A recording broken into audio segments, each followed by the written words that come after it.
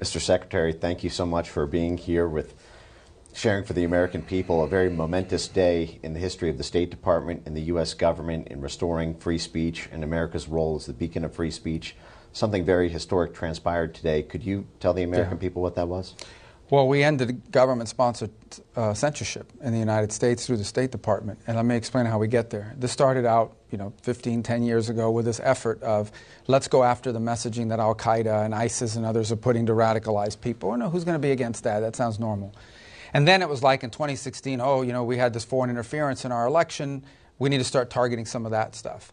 By 2020, it had grown into this movement of actually going after individual American voices.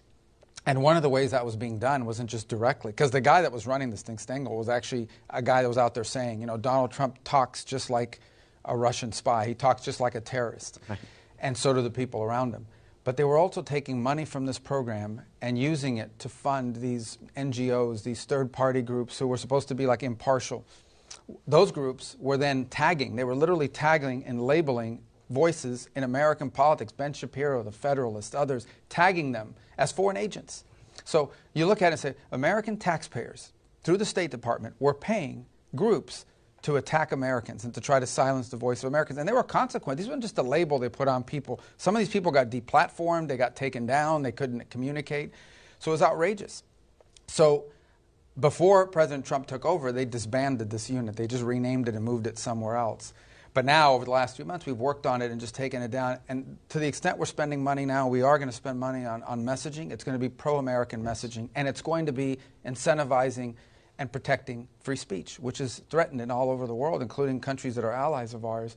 The best way to counter disinformation, if that's what people are thinking is out there, the best way to counter disinformation is free speech, is to make sure that what's true has as equal or greater opportunity to communicate as what's not true. We've learned that the hard way.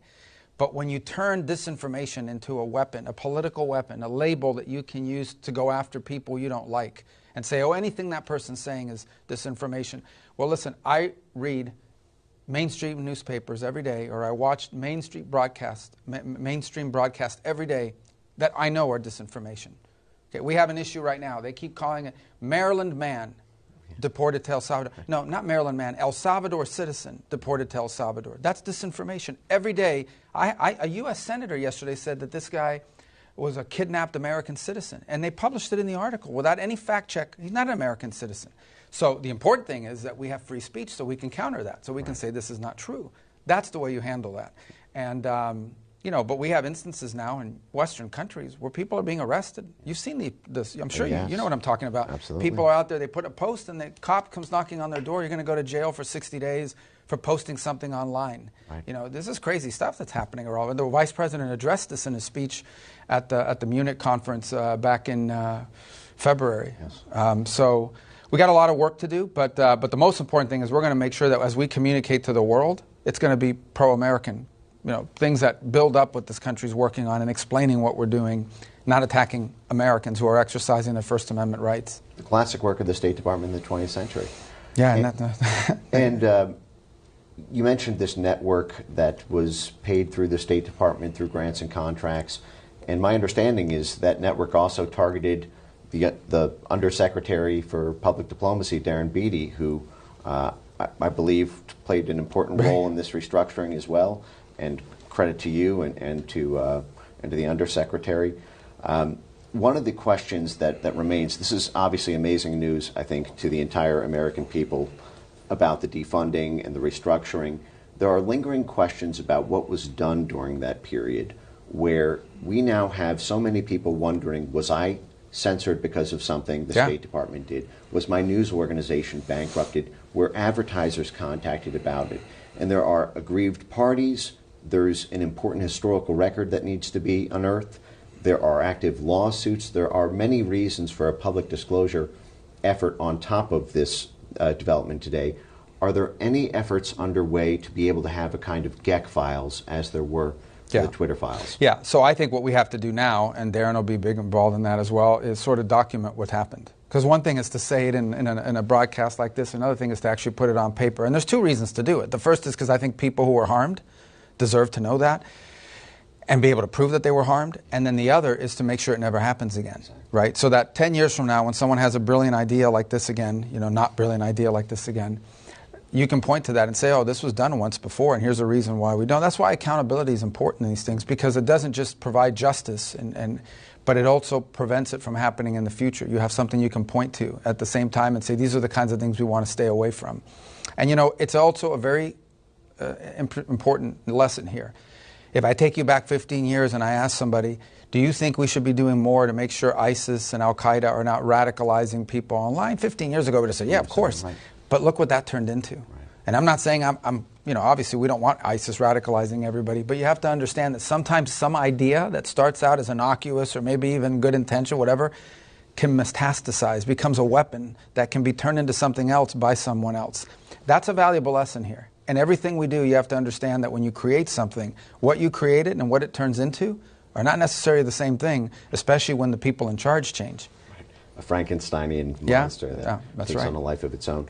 So then that is to say you can commit to the American public now that there will be a transparency effort to actually... Yeah, that's already started. Because I think as part of justifying doing all this, we had to document this, right? So now I think there's more in-depth.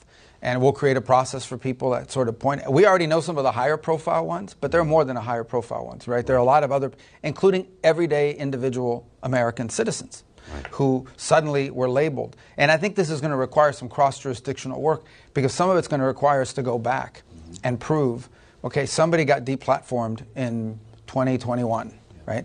And like in the middle of COVID, 2020, someone got deplatformed.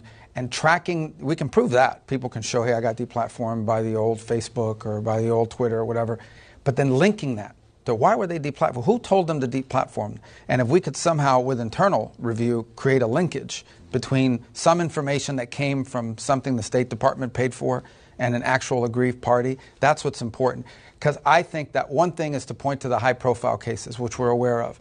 But I think when people see that there were actually just individual, everyday Americans that were deplatformed, and for whatever, silenced because somebody associated with this program identified them, I think that's what's really going to be eye-opening to a lot of people. But we didn't want to wait for that to take action. We know enough to already act. Right. But we obviously want to know the depth and the scope of this. That's going to happen. Yeah. Right. It's already happening. This is a program that has been shrouded in secrecy. Journalists like Matt Taibbi have tried to FOIA for many of these grants and contracts and have encountered the Stonewall. So this is, I think, amazing news. Yep. I know that you're a very busy man and appreciate all the time here. So the final question is on the international stage. As you are repositioning the State Department to have the U.S. once again be the global beacon for free speech and liberty, we face threats around the world from censorship laws coming out of the European Union, coming out of Brazil, coming out of really a network of countries that have taken the legitimacy of things like the Global Engagement Center and said, oh, it's okay in the Western world to have media literacy programs, information integrity, malinformation programs.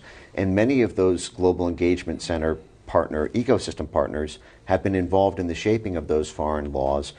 Many have been funded by the State Department and USAID, being signatories on the EU Code of Disinformation, implementing the EU Digital Services Act, which was threatened to be turned against Americans when Elon Musk famously had that X-Space with Donald Trump during the election season. So my question to you is there any insights that you can provide to the American people about how the State Department is going to go about once again restoring free speech in a world where we are facing foreign threats from the European Union and Brazil and other places to Americans' ability to talk to Americans? So the first thing, obviously, is our number one priority is Americans. So we don't want to see an American who happens to be living in London or happens to be living in Europe post something online about American politics or any politics, and all of a sudden they're facing ramifications over there, or they're denied entry, and something happens, we're denying them into our country, or we're going to arrest them because they posted something while living overseas. So our number one interest is the impact it has on Americans. The broader point, which is the one I think the Vice President made very clear in Munich at the security conference, and people freaked out about what he said, but it's true. What is it that links us with Western Europe? What is it that links us with these? It's our shared values. And one of those shared values, we hope, is freedom of expression. I know they don't have a First Amendment, but freedom of expression, right? And if that is eroded, if suddenly these become places where people are targeted because of what they said or what their opinion is, then one of the pillars of our shared interest, beyond military cooperation, beyond anything else, is under attack. And I think he made a very vibrant point that in some ways you are attacking, by attacking freedom of expression, you are attacking one of the pillars of our shared interest, our shared culture, our shared values. And so I think we raised that. We've raised that. I mean, I can tell you we were at an Oval Office meeting with the Prime Minister of the United Kingdom, and this issue came up. So this has been raised. It becomes part of our diplomatic situation that we raise when we interact with foreign interlocutors. I think what's troubling is we understand, like, that's always going to be an issue when you certain countries around the world, but when you're dealing with Western European allies, and that's who you're talking to about this stuff, it really tells you how far it's gone and how big a problem it is. So that's a new thing for us to have to raise in those capitals, but we do it, and we do it everywhere. And I personally witnessed the President and the Vice President raise it with multiple foreign leaders. And I think you're going to continue to see an emphasis on that in our diplomacy and what we talk about. That's fantastic. And I think the actions today will send a message to those foreign bodies that what was done for a very brief period here, really in the scope of our history, is not a legitimate way to pursue international laws. And just on the EU Digital Services Act, I'd feel remiss if I didn't mention that the EU commissioning body there threatened Elon Musk, a non-EU citizen, talking to Donald Trump, a non-EU citizen during the campaign in October, and threatened them specifically not to talk about the unrest, the street protests in the UK at the time. The UK is no longer a member of the EU, so the EU was threatening, and today we're hearing they're threatening $1 billion in fines against X for non-compliance with disinformation. And we've seen the head of their commission target non-EU citizens talking to non-EU citizens about non-EU territories. And so this is just one of these things, as this code becomes mandatory in July, to know that the State Department is focused on protecting free speech both within and without is I think, an important thing. Well, just beyond Elon, if a country or a group of countries, in the case of the EU, although it considers itself sort of a country because these countries have, given over a significant amount of sovereignty in order to become a member of the EU, when you have foreign entities taking actions that go after Americans for speech, that becomes a foreign policy irritant for the United States, and more than an irritant, it becomes an impediment in some cases to cooperate when they're going not just after a high-profile person like Elon, but anybody for that matter. I mean, I think if you extend this out, you could see it, threatening commentators, threatening people that are opining about world events, potentially threatening office holders in the United States. Right. I mean, so what if a American political figure, on the left or right, criticized something that was happening in Europe? Imagine right now if all these people freaking out over Bukele in El Salvador were suddenly being threatened by some Western Hemisphere version of the EU. Oh, we're going to come after you because you're attacking the president of El Salvador. The left would be freaking out. Right. So I think that this is a very legitimate issue for us to raise as a bilateral, or in this case with the EU, irritant in our foreign policy. It has to become part of one of the things that we raise when we interact with them about the impact this is having on American citizens. At the end of the day, the number one priority of the State Department is to serve the national interest of the United States and the interest of the American people. We work for the American people. Right. It's the United States Department of State. Yes. So that we need to return that principle in everything we do, including this. Right, and this is such a fair and frankly merciful way of doing this as well. It sounds like you don't want the power to go after the other side for misinformation and things like this. Oh, we would be here all day. Yeah, right. I could build a whole building to go after that. Right, exactly. But the best way to do it is just to say they're lying, here's the truth. Right. That's why we have things like this today. Right. And that's why we're able to interact with you and others. That's the best way to do it. And it's annoying, don't get me wrong. I mean, they say things that aren't true. Every day stuff is leaked in the press that's reported on as fact, and it's not fact. Right. Or stuff is reported in commentary. Look, commentators say what they want.